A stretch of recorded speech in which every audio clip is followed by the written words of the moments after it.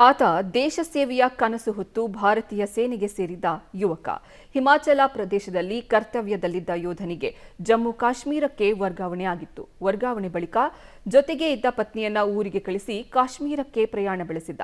ಪತ್ನಿ ಬೆಳಗ್ಗೆಯಷ್ಟೇ ಮನೆಗೆ ಬಂದು ಸೇರಿದ್ರೆ ಸಂಜೆ ವೇಳೆಗೆ ಪತಿ ರಸ್ತೆ ಅಪಘಾತದಲ್ಲಿ ಮೃತಪಟ್ಟು ಬಾರದ ಲೋಕಕ್ಕೆ ಪಯಣ ಬೆಳೆಸಿದ್ದಾರೆ. ಮೃತ ಯೋಧನ ಸಾವಿನ ಕಣ್ಣೀರ ಸ್ಟೋರಿಯ ನೋಡೋಣ. ಪೂಂಚ್ನಲ್ಲಿ ದುರಂತ, ಬಾಗಲಕೋಟೆ ಯೋಧ ಹುತಾತ್ಮ. 7 ವರ್ಷಗಳ ಸೈನಿಕನ ಸೇವೆ, ವೀರ ಮರಣದಲ್ಲಿ ಅಂತ್ಯ. ಹುತಾತ್ಮ ಯೋಧನ ಮನೆಯಲ್ಲಿ ಮಡುಗಟ್ಟಿದ ದುಃಖ.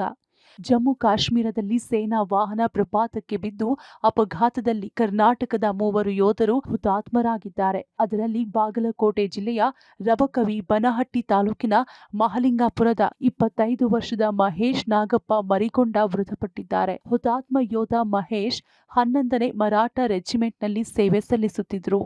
ಸೇನೆಗೆ ಸೇರಿ 6 ವರ್ಷ 6 ತಿಂಗಳು ಆಗಿತ್ತು. ಇನ್ನು ಮಹೇಶ್ ಲಕ್ಷ್ಮಿ ಎಂಬ ಯುವತಿಯನ್ನ 3 ವರ್ಷದ ಹಿಂದೆ ಮದುವೆಯಾಗಿದ್ರು. ಮೊನ್ನೆ ಬೆಳಗ್ಗೆಯಷ್ಟೇ ಲಕ್ಷ್ಮಿಯವರು ಮಹಾಲಿಂಗಪುರಕ್ಕೆ ಬಂದಿದ್ದಾರೆ. ಆ ಬಳಿಕ ಫೋನ್ನಲ್ಲಿ ಮಹೇಶ್ ಜೊತೆ ಮಾತನಾಡಿದ್ದಾರೆ. ಆದರೆ ಸಂಜೆ ಅಷ್ಟೊತ್ತಿಗೆ ಅತ್ತ ವಾಹನ ಪ್ರಪಾತಕ್ಕೆ ಬಿದ್ದು ಯೋಧ ಮಹೇಶ್ ಹುತಾತ್ಮರಾಗಿದ್ದಾರೆ. 8ನೇ ತಿಂಗಳದಾಗ ಹೋಗ್ಯಾನ್ರಿ ಇಲ್ಲದ ಅವನ್ ಹೇಂತದು ನಿನ್ನೆ ಬಂದಾರ್ರಿ. ನಿನ್ನೆ ಕಾಶ್ಮೀರದಾಗ ಕರ್ಕೊಂಬಂದ್ ಗಾಡಿ ಕುಂಡ್ರಿಸಿ ಅವ ಕಡೆ ಹೋಗ್ಯಾನ್ರಿ. ಎಲ್ಲಾ ಪ್ರವಾಸ ಮಾಡ್ಕೊತ ಬಂದಾರ್ರಿ ಅವ್ರು. ಆಯ್ತ ಅಲ್ಲೇ ನಿಪಾನ್ಯಾಗ 4ಕ್ಕೆ ಫೋನ್ ಹಚ್ಚಾನ್ರಿ. ಅವ್ ಗಾಡಿ ಕೂತಾರಿಲ್ಲ ಹೇಂತಿ ಗಾಡಿಯಾಗ ಕೂತದಿವ್ರಿ. ಹಲೋ ನೀವ್ ಎಲ್ಲಿಗದಿರಿ ಅನ್ನೋದ್ರಾಗ ಅದು ಫೋನ್ ಕಟ್ ಆಗಿಬಿಟ್ಟದ. ಮಾತಾಡ ಮುಂದೆ ಕಟ್ ಆಗ್ಯಾನ. ಅವ್ರನ್ನ ಕಡೆ ಕುಂಡ್ರಿಸಿ ಅವ ಕಡೆ ಹೋಗ್ಯಾನ್ರಿ. ದೇಶ ಸೇವೆಕಾಗಿ ಹೋಗಿದ್ರಿ. ಕರೆ ನಮ್ಮನ್ನೆಲ್ಲ ಪರಗಂದಿ ಮಾಡಿ ಬಿಡ್ತ್ರಿ. ಅದು ದೇಶ ಸಭೆ ನಮ್ಮನ್ನ ಏನು ಕಾಪಾಡ್ಲಿಲ್ಲ. ನಮಗ ಮೊಮ್ಮಗ ಬರ್ರಿ, ಕಾಲು ಹೋಗ್ಲಿ, ಅವನು ಕೈ ಹೋಗ್ಲಿ, ಅವನು ಸೇವಾ ಮಾಡ್ಲಿಕ್ಕರೆ ಅವ ಬರ್ಬೇಕು. ಮೃತ ಯೋಧ ಮಹೇಶ್ ಹಿರಿಯ ಪುತ್ರನಾಗಿದ್ದು ಕುಟುಂಬವೇ ಆತನ ಮೇಲೆ ಅವಲಂಬಿಸಿತ್ತು. ಇದೀಗ ಮಗನನ್ನ ಕಳೆದುಕೊಂಡು ತಾಯಿ, ಅಜ್ಜಿ ಸೇರಿದಂತೆ ಕುಟುಂಬಸ್ಥರು ಕಣ್ಣೀರಿಡುತ್ತಿದ್ದಾರೆ. ವಿಷಯ ತಿಳಿಯುತ್ತಿದ್ದಂತೆ ಸಂಬಂಧಿಕರು, ಬಂಧುಗಳು ಮನೆ ಬಳಿ ಜಮಾವಣೆಗೊಂಡಿದ್ದಾರೆ. ಭಾಳ ಇದು ತ್ರಾಸ ಬಂದಕ್ಕಿಂತ ಆರ್ಮಿಗೆ ಹೋಗಿರಿ. ತ್ರಾಸ ಒಂದು ಆರ್ಮಿಗೆ ಹೋಗಿರಿ. ಹಿಂಗಾಗಿ ಮನ್ಯಾಗ ನಾವು ಏನು ಹೇಳಿಕೊಟ್ಟಿಲ್ಲ. ಈಗ ಹಿಂಗೆ ಆಕ್ಸಿಡೆಂಟ್ ಆಗೈತಿ.